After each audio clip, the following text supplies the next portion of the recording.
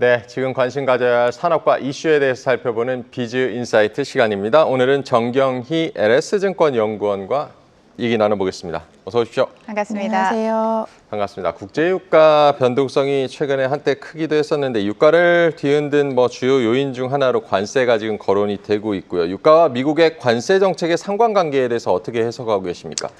아무래도 유가에 이제 관세가 추가되는 거니까 가격 입장에서는 좀 증가되는 요인이 있을 수 있는데요. 네. 일단 미국 자체가 워낙 그 라이트 유종이 많이 생산이 되는 지역이기 때문에 미국으로 가는 헤비 유종에 대한 가격이 좀 올라갈 걸로 보이고 이제 그것보다는 사실은 지금 글로벌리 그 관세 이슈로 인해서 물동량이 좀 주춤하고 있는 상황이기 때문에 네. 수요 측면에서 이게 조금 부정적인 영향이 있지 않을까. 그래서 유가가 상승 압력도 받게 되고 하락 압력도 받게 되기 때문에 관세만 가지고는 크게 이거를 정의를 내리기는 좀 어려울 것 같습니다. 네, 관세에는 그다지 큰 영향을 받지 않는다라고 말씀을 해주셨습니다. 오펙 플러스는요, 8월 1일 산유량을 늘리기로 결정을 했습니다. 이는 유가 하락의 또 원인이 될 텐데 이렇게 산유국들의 증산으로 인해서 유가가 어느 정도까지 내려가실 거라고 예상하십니까? 제가 지난 한 20년 약간 넘는 기간 동안 에너지 쪽을 보면서 네. 사실 유가 전망이 제일 어려운 부분이 좀 아닌가 싶더라고요. 그래서 전문가들이 사실은 유가를 전망하는 분들은 커머더티 애널리스트라고 또 계시고요. 네. 근데 일단 증산 자체는 이제 하방의 요인이 되지만 사실은 어제 밤 사이에 또 나온 뉴스는 10월부터는 이 증산을 좀 중단한다라는 소식이 나오면서 유가가 지금 또 수요를 너무 우려하는 거 아니냐라는 우려감으로 WTI 가격이 좀 빠지는 모습을 보이기도 했습니다. 그래서 단지 어떤 오펙 플러스의 증산 혹은 감산만 가지고 유가가 어느 수준까지 간다고 말씀드리기는 조금 어렵지 않을까 싶습니다. 네. 네, 유가 전망이 어쨌든 엄청 쉽지 않다는 점을 좀 짚어주셨고요. 미국의 여름 드라이빙 시즌이 다가오면은 통상 이제 원유 재고가 감소를 하지만 오히려 올해는 이제 깜짝 증가하면서 유가 하락에 좀 영향을 주기도 했다는 분석들도 있던데 이런 현상이 나타난 이유는 뭐라고 보십니까? 일단 저희가 드라이빙 시즌이라고 하면 이제 북반구에서 북미를 중심으로 해서 사람들이 휴가를 가게 되니까 네. 아무래도 평소보다 일단 이동량 자체가 많아져서 육상 교통에 가장 많이 쓰이는 이제 정유 제품들, 휘발유나 경유의 제품들이 이제 많이 수요가 발생하니까 네. 재고량이 주는 것이라고 생각을 하는데요. 지금은 아무래도 아까 말씀드린 것처럼 어떤 관세 이슈라든지 아니면 또 수요 측면에서 조금 평년보다는 좀 주춤한 모습이 있기도 합니다. 그래서 그런 것들이 결국은 원유의 재고량에도 좀 영향을 미치는 모습이 있고요. 또 동시에 미국에서 지금 셰일 오일 생산 자체가 그렇게 둔화되는 상황은 아니라서 네. 자체적으로 그 재고량이 좀 증가한 모습이 나타나고 있는 것 같습니다. 네, 최근 들어서는요, 정유사를 보유하고 있는 지주사의 유가 상관관계가 좀 차별화된 모습을 보여주고 있습니다. 그 이유는 무엇일까요? 우리나라에서 일단 그 정유사라고 얘기를 할 때 크게 4가지 회사가 있습니다. 네. 그래서 순수 정유사라고 보통 표현을 하는 S-OIL하고 그리고 SK 이노베이션이 있고요.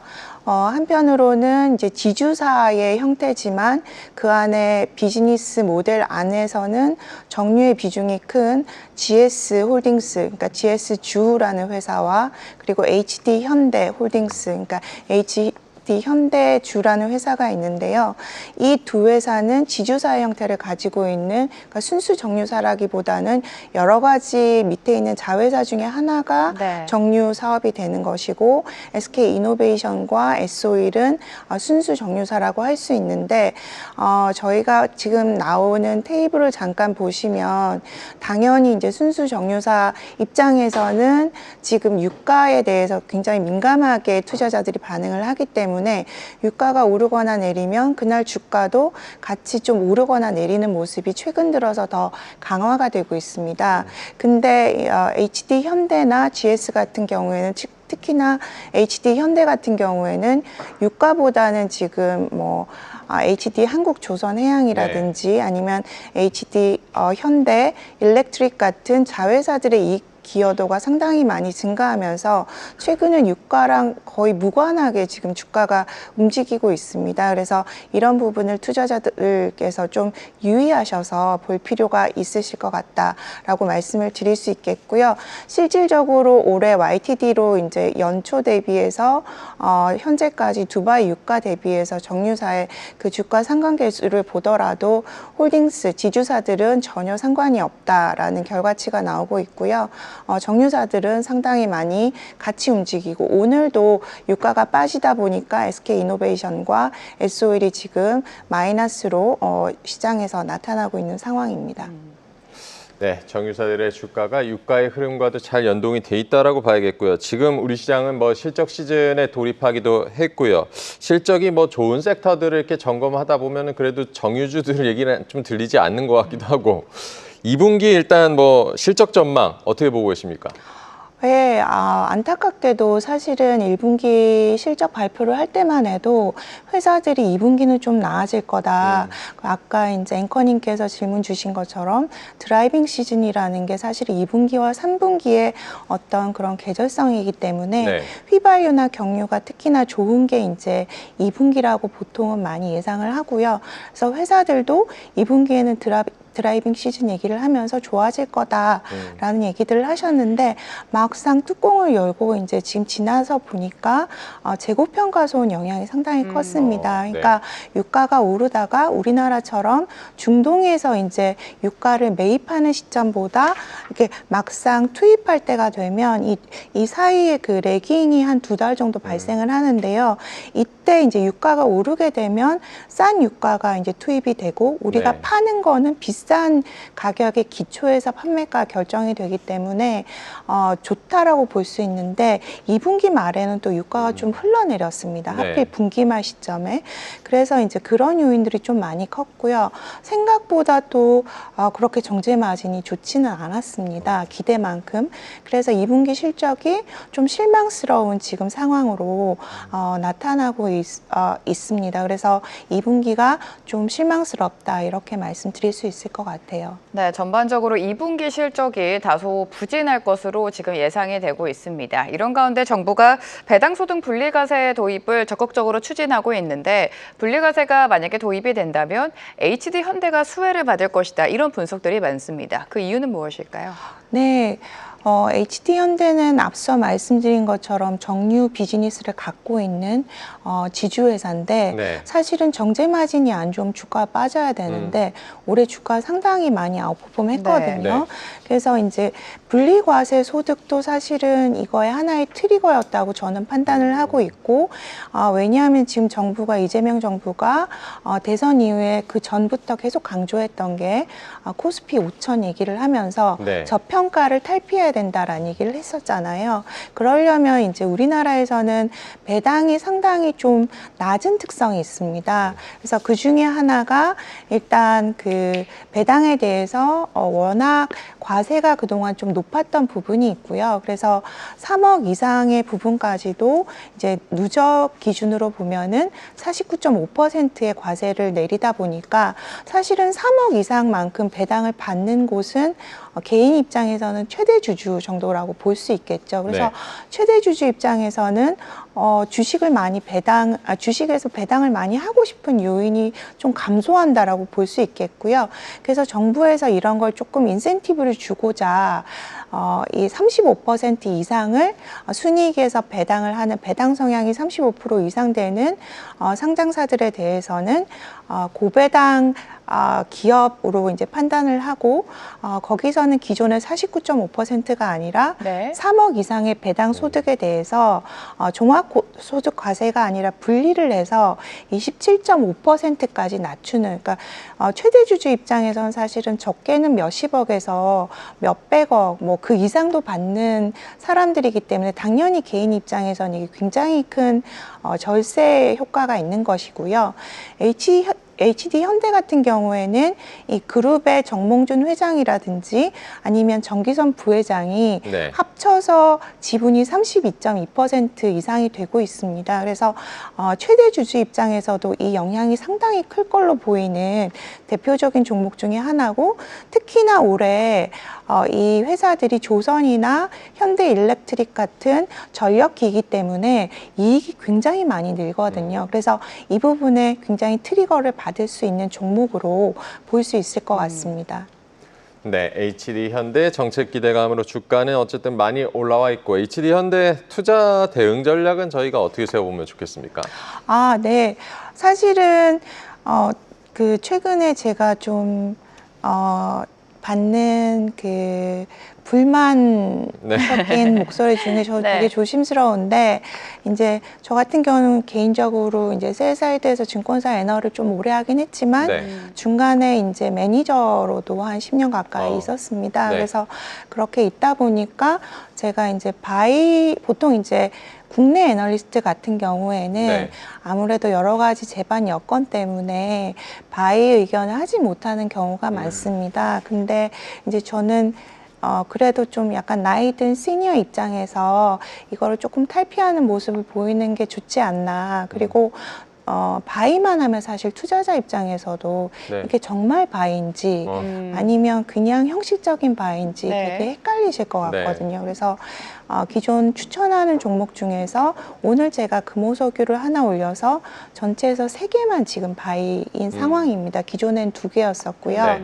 그래서 그 중에 하나가 HD 현대고, 여전히 HD 현대는 많이 상승했지만 업사이드가 많이 남아있다고 보는데, 그건 왜냐하면 순이익과 그리고 그 순이익이 주주들에게 돌아가는 배당의 어떤 그런 과실이 같이 네. 선순환으로 지금 돌아가고 있는 상황이라고 보기 때문이고, 특히나 HD 현대 같은 경우에는 되게 특이하게도 보시면 다른 그룹사들은, 우리나라 그룹사들이 브랜드 로열티라고 해서, 그러니까 삼성전자면 삼성의 로고, 네. 아니면은 HD 현대면 그 삼각형의 브랜드 로고에 대한 로열티를 자회사들한테 매출액에다가 곱하기로 해서 받고 네. 있습니다. 근데 HD 현대가 가장 낮은 상황이거든요. 왜냐하면 이제 당연한 것이 그룹 자체가 생긴 지 얼마 안 돼서 네. 그래서 기존에는 광고 선전비를 훨씬 많이 이제 받은 계열사들한테 돈을 받은 것보다 440억을 2024년에 받았는데요. 그것보다는 광고 선전비를 거의 700~800억, 1000억 이상 이제 투자를 해왔습니다. 네. 근데 작년부터 광고 선전비를 줄여왔고, 내년에 이게 이제 올해 말에 계약이 끝나거든요. 그러면 갑자기 내년에 이제 다른 민간 뭐 LG나 SK나 이런 기업들은 20빕스를 받고 있는데 이 회사만 지금 5빕스, 4분의 1 수준이거든요. 네. 그런데 삼성은 50빕스고 CJ는 40빕스고 하나와 또 다른 그룹은 30빕스를 받고 있습니다. 그래서 이거는 전혀 이제 자회사들이 돈을 잘 벌고 있기 때문에 크게 부담을 느끼지 않는 상태에서 뭐 다른 최소한으로 올려도 여기서 지금 1000억 이상의 이익이 발생을 하는 구조이기 때문에 네. 올해뿐만 아니라 내년까지, 내년에도 브랜드 로열티 때문에 이익이 급성장하는 구조거든요. 그래서 그런 측면에서 아직도 업사이드가 많이 남아있다라고 생각을 해서 제가 계속 탑픽으로 말씀을 드리고 네. 있습니다. 네. HD 현대가 이미 많이 올랐음에도 불구하고 추가 상승 여력이 있다, 긍정적인 뷰 제시해 주셨습니다. 이제 화학 업종으로 좀 넘어가 보도록 하겠습니다. 유가 하락이 정유주와는 다르게 화학 업종에는 그래도 좀 호재로 작용하고 있는데, 하반기로 갈수록 유가가 안정된다면 화학 업종에는 또 어떤 영향을 미칠까요? 사실 이 부분도 이제 애널리스트마다 의견이 다 다르다 네. 보니까 그게 저희가 존재하는 이유일 거고요. 투자자분들이 이제 보시고 더 합리적이다 하는 쪽으로 판단해서 네. 결정을 하시면 될 텐데, 보통 유가가 떨어지면 이렇게 저희 여의도에서는 화학의 원료가 한국에서는 유가하고 연동이 되는 납사라는 제품을 쓰거든요. 네. 근데 이제 그러다 보니까 유가가 빠지면 화학 회사들이 그동안은 납사가 비싸서 고생을 했는데 이게 원재료가 빠지니까 좋다라는 콜들을 많이 합니다. 근데 이건 항상 상대적인 거기 때문에 우리가 글로벌 산업이 이제 화학이라는 거를 감안을 하시면, 글로벌에서 지금 동북아는 납사를 쓰는 동북아는 사실은 원가 구조 구조가 가장 높은 단에 이제 위치해 있고 반면에 미국이나 셰일 오일도 많지만 거기는 셰일 가스도 굉장히 풍부해서 이 셰일 가스라는 원재료를 써서 생산을 하면 화학이 굉장히 싸게 생산이 되거든요. 근데 미국뿐만 아니라 중동도 이 셰일과 비슷한 에탄가스를 쓰기 때문에 어느 정도까지 빠져야 과연 우리가 경쟁력이 발생하느냐, 이거는 에탄가스의 가격을 같이 봐줘야 됩니다. 그런데 이제 아까 앞서 제가 설명드린 것처럼 제가 이쪽 업종을 한 25년 정도 이제 몸담고 있는데요. 네. 사실은 유가를 전망하기가 상당히 어렵다고 네. 말씀하신 거에 첨언해서 말씀을 드리면 납사 가격도 유가에 연동을 하다 보니까 이게 지금은 빠졌지만 과연 하반기에 이 가격대가 유지가 될지 안 될지는 사실은 상당히 어려운 부분입니다. 그리고 동시에 이 납사 가격이 빠져서 유지가 돼야 되고 동시에 미국의 에탄가스는 올라가서 유지가 돼야 됩니다. 그래야 저희의 이 구조가 반대로 뒤바뀌게 되는 건데 이게 쉽지가 않거든요. 두 번째로는 지금 화학의 문제는 글로벌 공급 과잉이 너무나 구조적입니다. 한국에서는 2000년대와 2010년대 초반에만 해도 중국이 캐파가 부족했기 때문에 가까이 있는 수출 시장이 컸기 때문에 굉장히 거기서 많은 이익을 벌어들였고, 그래서 제가 안타까운 거는 한국의 화학회사들이 고부가 가치로 갈 수 있는 타이밍을 지난 10년 동안 놓쳐버리고 커머더티에 계속 투자를 해왔다는 사실입니다. 네. 근데 일본과 유럽 회사들은 스페셜티로 지난 몇십 년 동안 꾸준히 투자를 해왔거든요. 그래서 그 기준에서 보면 지금 이 납사 가격이 좀 떨어진다고 해서 글로벌 오버캐파가 해결되는 건 아니고, 그러면 우리는 여전히 코스트 커브에서 사실 안 좋은 상황에 있는 건데, 공급이 우위가 되면 사실은 이 위에 있는 공급업자들은 계속 고생을 할 수밖에 네네. 없거든요. 그래서 그런 측면에서는 쉽게 해결될 것 같지 않다라고 저는 좀 걱정을 하고 있는 상황입니다. 네, 화학업종 자체, 화학산업 자체가 좀 구조적인 문제도 안고 있다는 점을 짚어주셨는데요. 최근 시장이 그래도 화학주에 좀 주목하는 이유는 또 정책 기대감 있을 텐데, 석유화학 특별법 제정, 산업 재편 등이 지금 거론이 되고 있는데요. 이런 정책 기대감 어떻게 보고 계십니까? 네, 사실 그 부분도 시장에서 이제 갑론을박이 있는 짚어주신 것처럼 네. 요즘 첨예한 논란이 있는 부분인데요. 애널리스트가 이제 그냥 듣기 좋은 말만 하는 직업은 아니라고 생각하기 네. 때문에 석유화학에 이제 많은 분들이 지금 산업에서 일을 하고 계시고 저도 정말 잘 되기를 바라지만, 아까 말씀드린 것처럼 제가 보는 석유화학 산업은 글로벌 산업이기 때문에 우리나라에서 어떻게 구조조정을 하는 것이 큰 도움이 될 수 있을까는 좀 그 부분은 조금 퀘션 마크입니다. 그래서 사실은 국내에서 몇 개 이제 납사 크래커 NCC라고 보통 표현을 하는데, 네. 이 캐파들이 서로 구조 조정이 돼서 좀 업황이 살아가면 정말 좋겠지만 그게 쉽지는 않을 것 같다라고 생각을 하고 있고요. 사실은 ICIS라든지 S&P처럼 글로벌 데이터 기관들도 최근에 데이터를 내놓는 걸 보면 동북아가 화학에서 가장 구조적으로 좀 열의의 그 원가 구조를 갖고 있고, 안타깝지만 동북아로 얘기를 하면 중국과 대만, 일본과 한국 정도가 포함이 될 텐데요. 네. 일본은 이미 제가 스페셜티 캠으로 많이 옮겨갔다고 말씀드렸기 때문에 일본은 큰 영향이 없을 거고요. 대만은 대만 자체적으로 페트로 케미칼 자체가 굉장히 네. 그 일관되게 정유 산업부터 연결이 돼 있습니다. 그 화학 중국 같은 경우에는 우리랑 다르게 우리는 88%가 납사를 기반으로 하고 있지만 중국의 공장들은 납사뿐만 아니라 중국이 우리가 몰라서 그렇지 천연가스도 풍부하고 석탄이 엄청나게 많은 국가잖아요. 네. 그러다 보니까 석탄 기반 화학, 그다음 천연가스 기반 화학이 많아서 우리보다 원가 구조가 우위입니다. 그러다 보니까 구조조정을 하는 국가는 한국 중심의 동북아가 돼야 될 거다라는 거를 그쪽 전문기관의 컨설턴트들이 얘기를 하고 있습니다. 그래서 저는 조금 이 부분은 조금 예, 우려 섞인 시각으로 네. 보고 있습니다. 예, 솔직히 말씀드리면. 화학산업 전반에 대해서 지금 짚어주고 계신데요. 저희가 실적도 안 볼 수가 없습니다. 정유주에 이어서 화학업종 역시 실적에 대한 눈높이가 그렇게 높지는 않은 상황입니다. 실적 어떨까요? 네, 앞서 말씀드린 것처럼 화학의 실적이 지금 그렇게 좋은 상황은 네. 아니고요. 그러다 보니까 이제 사실은 상반기 때 일부에서 또 저희가 계속 갑론을박을 하지 않습니까? 네. 이제 그러다 보니까 어떤 분들은 저가, 유가, 그러니까 납사가 싸질 거고 국내 화학에 기회가 생길 거다 이런 얘기들도 있었는데 사실은 2분기까지 그런 게 발생을 하지 않았고요. 근데 코스피가 워낙 지금 올라가다 보니까 투자가 입장에서도 너무 오른 걸 따라가긴 힘들고 네. 좀 못 가고 있는 걸 보고자 하니까 화학을 많이 보고자 하는 니즈는 있는데 네. 실적은 사실 좀 괴리가 있다라고 말씀을 드려야 될 것 같습니다. 네. 어쨌든 계속해서 2차 전지 업종도 좀 얘기를 해보겠는데요. 2분기 잠정 실적 발표한 LG에너지 솔루션 그래도 어닝 서프라이즈를 기록을 했습니다. 영업이익 선방한 배경 어떻게 보고 계십니까? 네, 여기에 대해서도 또 저희가 의견이 갈리는데요.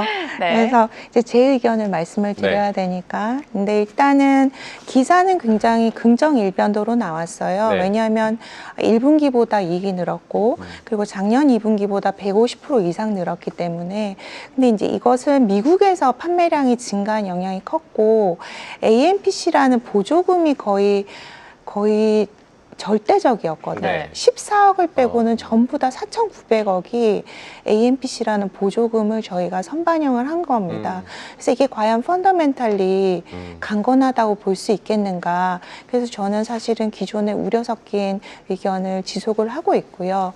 그 부분에서 보면은 그냥 절대 수치를 보실 게 아니라 내용을 조금 쪼개서 보실 필요는 있겠다라고 생각합니다. 네, 지금 2차 전지와 관련해서 아직까지 주가도 부진한 상황인데 지금 정부가 출범 전부터 다양한 2차 전지 관련된 정책을 내놓고 있습니다. 정부의 어떤 정책이 어떤 지원이 필요하다고 보십니까? 이 부분도 제가 계속 이제 힘 빠지는 얘기를 드려서 너무 죄송한데요. 근데 이제 사실은 정직이 베스트라고 하잖아요. 다른 분들도 다 생각하시는 걸 정직하게 전달을 드릴 거고, 저도 좀 뼈아픈 얘기지만 정직하게 그냥 솔직하게 제 의견을 말씀을 드리면, 정부가 우리나라 산업을 돕기 위해서 이제 화학도 마찬가지고 2차 전지도 도와주시려고 하는 거는 너무 감사한 일인데 2차 전지는 글로벌 산업입니다. 그래서 우리나라에 있는 지금 설비에다가 미국에 있는 AMPC처럼 보조금을 주겠다라는 논의가 이제 나오고 있는데 이미 우리나라의 수요 자체가 너무 작아서 국내 설비에서 생산하는 양이 굉장히 적습니다. 그래서 그게 우리나라 아닌데 우리가 보조금을 주는 건 말이 안 되는 거고요. 네. 국내에서 생산되는 2차 전지에 대해서 보조금을 준다고 할지라도 국내 생산 설비 비중 자체가 굉장히 셀 업체들을 보시면 낮습니다. 그래서 저는 그 영향이 크기 어렵다라고 좀 판단하고 있습니다. 네. 좀 보수적으로 바라보고 계신 것 같습니다. 2차 전지 산업까지 오늘 분석 도와주셨습니다. 정경희 LS증권 연구원과 함께했습니다. 고맙습니다. 감사합니다. 계속해서 다양한 경제 이슈를 알고 싶다면 구독과 좋아요, 알림 설정 부탁드립니다. AI 캐스터 권미정이었습니다.